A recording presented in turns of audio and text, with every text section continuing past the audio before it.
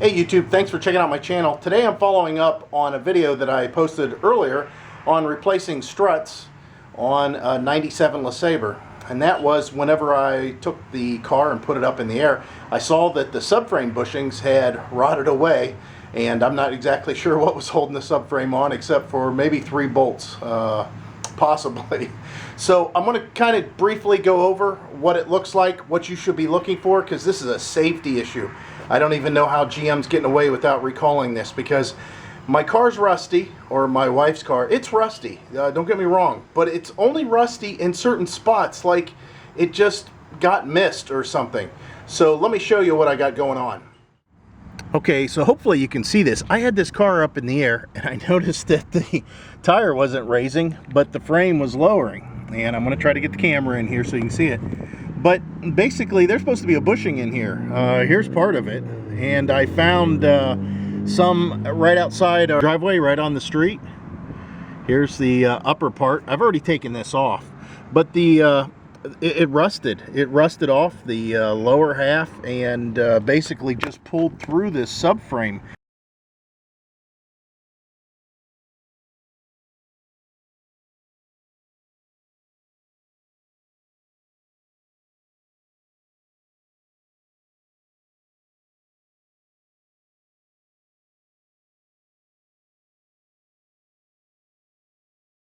It's just rusted away. I can't believe how bad this stuff is. And I don't understand how something can rust and allow this to happen on something so critical. I mean, the subframe holds the transmission and the engine. So what I'm going to do is this side here, and I'm going to reinstall new bushings, new bolts, new hardware. I'm going to put the link down below. Click the link, and it'll take you right to all these bushings so you know which ones to buy. It covers a lot of different vehicles. There's 4 bushings in the back, and there's 2 in the front. Now the 2 in the front on this car look spectacular. There's nothing wrong. And again, like I said, the car has rust. If you want to look here, the running board is gone. Excuse that diesel-gasm. Those guys love to hear their pipes. There's a good subframe, what I refer to as a subframe from back in the day, from older cars. Everything's solid. I mean, this is all solid underneath here. There's really no rot to speak of, and it's like that all the way underneath the car. So I'm not exactly sure what happened here. Somebody dropped the ball somewhere as far as treating some material. But when you're taking the bolts loose, the main thing to be concerned with, of course, is safety. But you want to support the subframe, and when you're breaking loose this bolt, be aware that this nut that's up inside here, I don't know if you're going to be able to see it. I'll try to get a little closer here. This nut will move, and unfortunately on some vehicles that nut will break loose and spin instead of being held in place.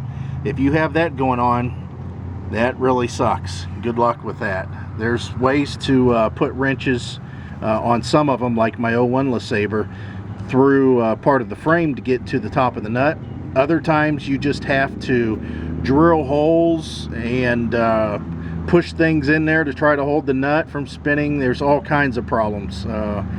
So I really don't know what to say if it's spinning on you. I had to do that on my 01 LeSabre. I actually had to drill a couple of holes to the side and towards the nut, and then I put a punch up through there to push up against it, and it was just enough to get that bolt to break loose. So that's what I'm into. I'm going to go ahead and take out the bolt that's back here and install some new bushings and bolts and cups. I'm going to slightly tighten all of it, and then I'm going to go to the other side and do the same thing. So I'll come back when everything's in place and show you what it's like to button it up and what happens. Alright, so to show you what you need to do here is you need to jack the car up by the control arm or part of the subframe. But before you do that, you want to get your upper bushing and your upper cup in position on both of these, because as one raises, of course, and gets squeezed, the other one will too. Now, you don't want to be concerned with starting the bolt at this point. What you want to do is you want to get another jack and put something in here to push up on the cup and this bushing to press it on. And when I say press it on, it's because this cup here has a metal cylinder that's oval shaped that matches this bushing and the oval shape that's built into it. And they go together. And when they go together, this one will slide up inside of this bushing to some extent also. Once that's done, you can drop your jack and this will stay in place. This will stay on here. Now you got to make sure that you, of course, match up, because it's an oval. You got to match up this part, make sure it's turned the correct way to match the oval that comes off of this cup that's steel.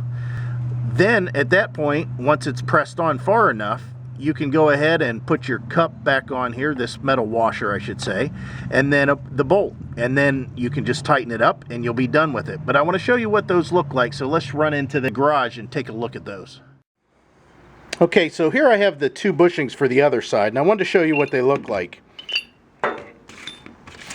You basically have this ring here and this upper cup. So it's this rubber ring. This goes in this upper cup. This upper cup has the oval that I was talking about. You can see here it's oval. This is the lower bushing that I was showing you, and you have to line it up. You can see it's got an oval hole with that. Then what you do is you take this washer here and put the jack on it and press it. Once those two are together, it'll leave you enough space to where you can drop this cup and the bolt will make it at that point. Unfortunately, they don't make the bolts so long that you can draw those two together with just the force of the bolt. Now, if you could find a longer bolt that would go through everything all at once, that might work for you. Alright, so the bushings are all on here. I'm going to try to show you with this lighting as best as possible. It's gotten a little bit darker since we started this. Now I checked, and as far as I can tell, the torque specs are about 110 foot-pound. The thing is there's a lot of cranking at real high torque that's going to be needed, because every time you put pressure to it, it just squeezes the rubber more and more. At some point, that rubber will get to its bottoming out point to where it doesn't want to expand anymore, and you'll get a click from your torque wrench. So about 110 foot-pounds. And that's about it. Now once you've done all this work, there is some chance that you might need an alignment. So in our case, we were doing the struts the other day. That's how all this started, when we noticed this, and we need to get an alignment anyways. So it's all done. Okay, so there you have it. Thanks for watching my videos. If you have any questions, just send me a comment. I'll try to respond. If you like this video, if you want to see more like it, click like or subscribe to me, and you'll be alerted every time I post something. I appreciate it. Thanks. Bye.